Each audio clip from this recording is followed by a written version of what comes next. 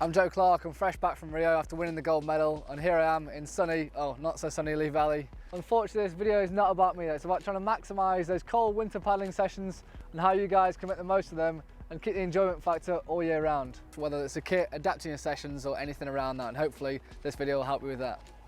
Having the right gear in winter is essential, and for me it makes me go faster and it keeps me smiling throughout those winter months. There's a few things that I do differently in the winter than I do in the summer. For example, pogies.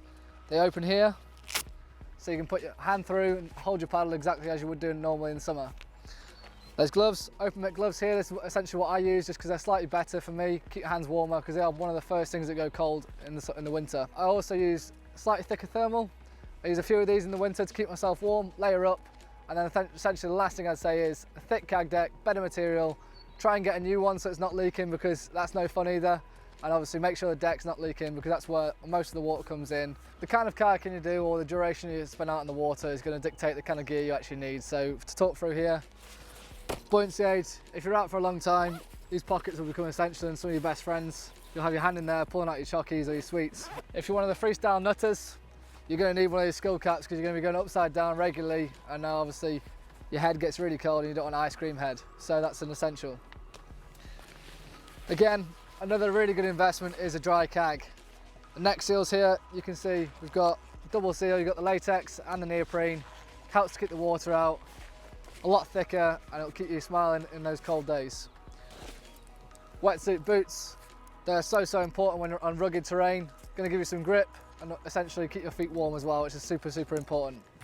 This is the daddy now. We'll move on to the dry suit. This is literally an investment. If you're out all day in the cold, this is an essential, because it is so warm in the winter. It's quite pricey, but you'll thank me for the investment, because you'll be the warmest person on the riverbank and smiling. And then if you don't want to go the full hog with that, you've got the dry pants here, a few layers on the inside. Make sure it's quite high sitting, them high-waisted trousers that you all like. This thing is going to like stop the water coming in. And obviously this one's got a nice little sock option on the bottom, because that is another layer on your feet, another layer to stop you getting cold. With the right gear, there's absolutely no excuse why you can't enjoy kayaking or canoeing all year round. There's lots of options out there. Have a little shop around, find one that fits you, suits you and you like it. Get out there, put it on and maximise your winter. A few little things you may not have thought about is what actually comes in contact with the canoe or the kayak. A lot of skin on half the occasions. So think about your feet, your knees, all those kind of things. So foam block, slot that inside. Your feet can go against that. It's much warmer in the winter than plastic or carbon. So put that inside. Really cheap gain, but it's a good one. Equally, roller foam, not very expensive, double-sided, cut out, wrap it around your knee, pull it on the underside, under your feet, wherever it may be that it's in contact with the canoe or the kayak. That is a lifesaver. A sponge, think about like all that water going around in your kayak or your canoe. Sponge it out, get it back into the river. It's a lot more fun than rather than get your legs wet and they're going to stay wet all day. So obviously as time goes on, your screws may become a bit loose. So make sure you can take a screwdriver, tighten up those little bolts, make sure no water's coming inside the kayak or the canoe, because that is essential in the winter. That's what's going to make you cold. You're going to use that sponge a lot more than you want to. And finally, we've got a thermal. Put it in your dry bag, plan ahead. If you're getting really cold on the water, just pull over, put that thermal on, keep yourself nice and warm. All your friends are going to be jealous, and obviously you'll be smiling. First things first, in winter it's significantly colder than the summer, so a warm-up is an essential. Whether you're going on a gentle river trip or on the whitewater or anything else you may be doing, I think a warm-up is essential.